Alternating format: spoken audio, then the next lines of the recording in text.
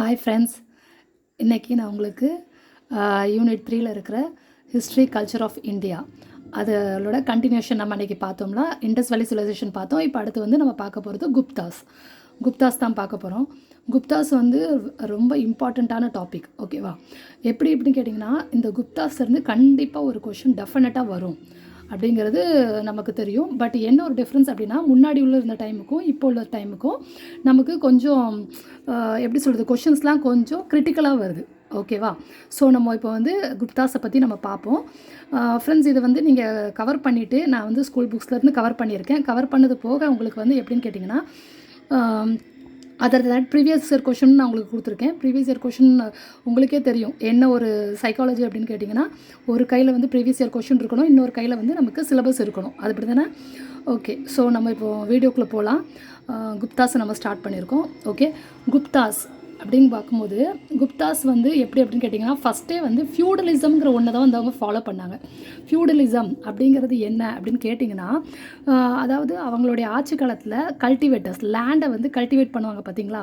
லேண்டை கல்டிவேட் பண்ணும்போது அதில் உள்ள வரிகள் எல்லாமே வந்து கிங்கிலேருந்து அடுத்து இப்போ மக்கள்கிட்ட இருந்து வரி வசூலிக்காங்க அப்படின்னு சொன்னிங்கன்னா, அது வேறு நடுவில் யாரும் வாங்க முடியாது.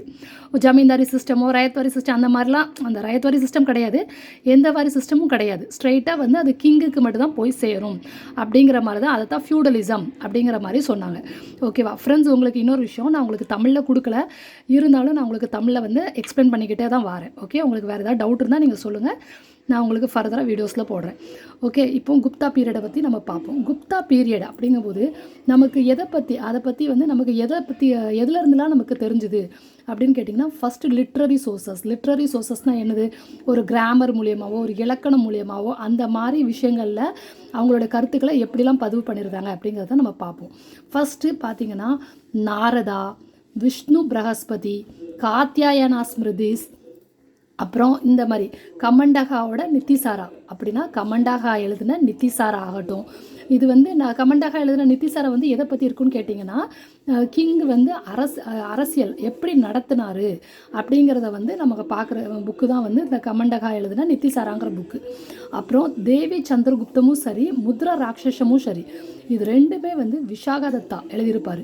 அது எதுக்காக அப்படின்னு, விஷாகதத்தா எழுதின தேவி சந்திரகுப்தமும் முத்ரா ராட்சசமும் எதுக்காக அப்படின்னு கேட்டிங்கன்னா, குப்தாஸ் வந்து எப்படி மேலே உயர்ந்தாங்க, ஓகே, எப்படி ரைஸ் ஆனாங்க அப்படிங்கிறது தான் அது.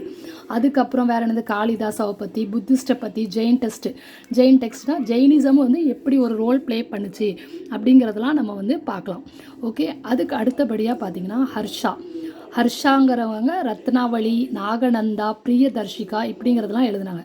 முக்கியமானது என்னென்னு கேட்டிங்கன்னா, சைனீஸ் புத்திஸ்ட் மாங்க், சைனீஸ்லேருந்து வந்தவர் யார்?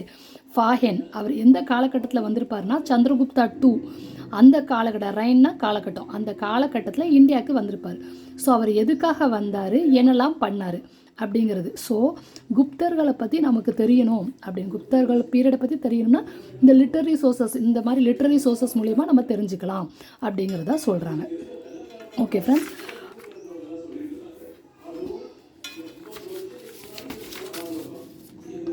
நெக்ஸ்ட்டு வந்து ஆர்கியாலஜிக்கல் ரிசர்ச்சஸை பொறுத்தவரைக்கும் gold, silver coins, copper coins இதெல்லாம் குப்தா ரூலில் சொல்லுது. அதே மாதிரி ஆர்கியாலஜிக்கல் நம்ம சொல்லும் போதே நமக்கு ஃபஸ்ட்டு தெரிய வேண்டியது Allahabad pillar inscription of Samudragupta ஆகட்டும், மெஹரோலி, பிட்டாரி, கதுரா, தென் உதயகிரி, சாஞ்சி, மதுபன், நாலந்தா இன்ஸ்கிரிப்ஷன், இது எல்லாமே வந்து ரொம்ப தெரிஞ்ச ஒரு விஷயம்.